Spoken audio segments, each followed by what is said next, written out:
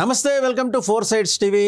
ఆంధ్రప్రదేశ్లోని అసెంబ్లీ నియోజకవర్గాల విశ్లేషణలో భాగంగా ఈరోజు మనం శ్రీకాకుళం జిల్లా ఆముదాల వలస నియోజకవర్గం గురించి మాట్లాడుకుందాం.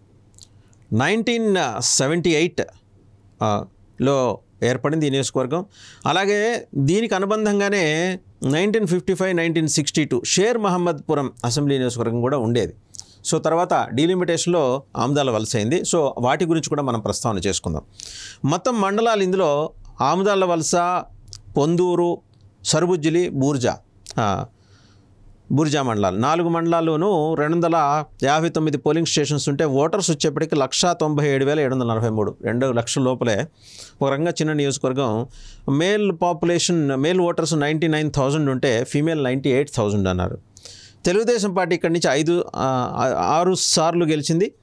కాంగ్రెస్ పార్టీ 4 సార్లు, వైఎస్ఆర్ కాంగ్రెస్ పార్టీ 1 సారి. కులాల వారీగా చూస్తే, అంటే ఇది మొత్తం ఉప ఎన్నికలతో సహా చెప్తున్నాను, కులాల వారీగా చూస్తే కాళింగులు 11 సార్లు కాళింగులే గెలిచారు ఈ నియోజకవర్గం నుంచి, పార్టీలు వేరే అయినప్పటికీ.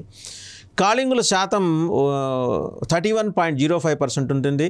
తూర్పు కాపులు 25.62% ఉన్నారు.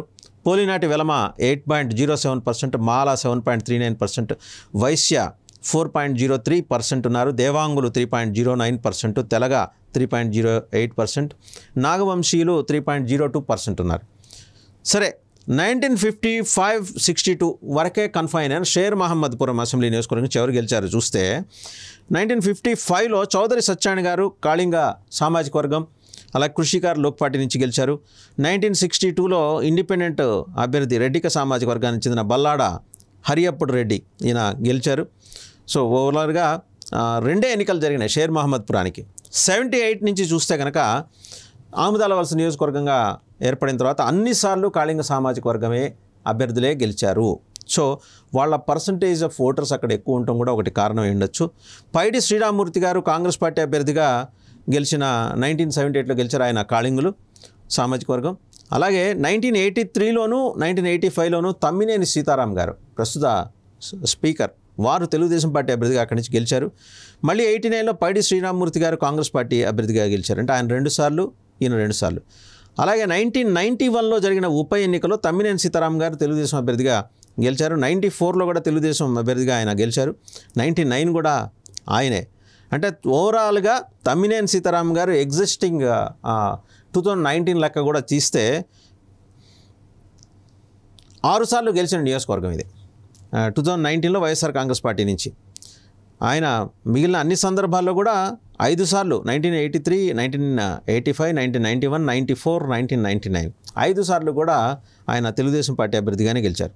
2004లో బొడ్డేపల్లి సత్యవతి గారు 2004లోను 2009లోను కాంగ్రెస్ పార్టీ అభ్యర్థిగా గెలిచారు, కాళింగ సామాజిక వర్గం. 2014లో తెలుగుదేశం పార్టీ అభ్యర్థిగా కాళింగ సామాజిక వర్గానికి చెందిన కూన రవికుమార్ గెలిచారు. ఈయన తమ్మినేని సీతారాం గారికి బంధువులు. 2019లో తమ్మినేని సీతారాం గారు వైఎస్ఆర్ కాంగ్రెస్ పార్టీ అభ్యర్థిగా గెలిచారు. ఓవరాల్గా చూస్తే తెలుగుదేశం 6 సార్లు, కాంగ్రెస్ పార్టీ 4 సార్లు, వైఎస్ఆర్ కాంగ్రెస్ పార్టీ 1 సారి గెలిచిన నియోజకవర్గం. అండ్ ఈ నియోజకవర్గానికి ఒక ప్రత్యేకత ఉంది. ఎందుకంటే తమ్మినేని సీతారాం, అలాగే ఆయన సమీప బంధువు కూన రవికుమార్, వీళ్ళ కీన్ కంటెస్ట్లో ఈసారి కూడా వైఎస్ఆర్ కాంగ్రెస్ పార్టీ అభ్యర్థిగా మోస్ట్ లైక్లీ తమ్మినేని సీతారాం గారే కంటెస్ట్ చేసే అవకాశం ఉంది. కాబట్టి ఎవరు గెలిచే అవకాశాలు ఉన్నాయి? ఇది వైఎస్ఆర్ అయితే తన కార్డ్స్ చాలా బలంగా ప్లే చేస్తుంది. తెలుగుదేశం మరి ఏ వ్యూహంతో ఇక్కడ ముందుకు వస్తుంది అనేది మనం వేచి చూడాల్సిన విషయం. ఇన్ఫ్యాక్ట్ ఈ సీటు మీద జనసేన కూడా పట్టుబడుతోంది. కాళింగ సామాజిక వర్గానికి చెందిన వారిలో కీలకమైన వ్యక్తులు ఆ నియోజకవర్గంలో జనసేనకు ఉన్నారు. కాబట్టి ఒకవేళ పొత్తులో భాగంగా ఏమన్నా జనసేనకి ఈ సీటు కేటాయించే అవకాశం ఉందా? దీని గురించి అయితే ఇంకా స్పష్టత రాలా, సందిగ్ధత కూడా ఇంకా కొనసాగుతూనే ఉంది.